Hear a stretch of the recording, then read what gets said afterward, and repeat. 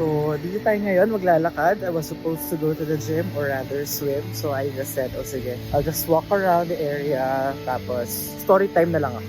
Something has happened for the past few days. People would really think na baka pag i-share siya, nakakahiya. Now, ang isip ko, i-share ko siya because I know there are also people who are also struggling and could also relate to what has been happening to me as well.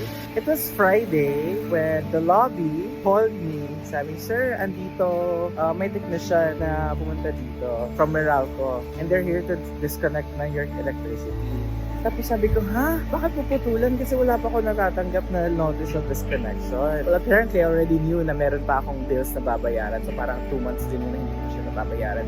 Kasi yun nga, I lost my job. So yun, bumaba ako sa lobby. Kinuha ko yung notice of disconnection and bills. And then pag akyat ko ng room, boom, wala na akong kuryente. Like for part 2.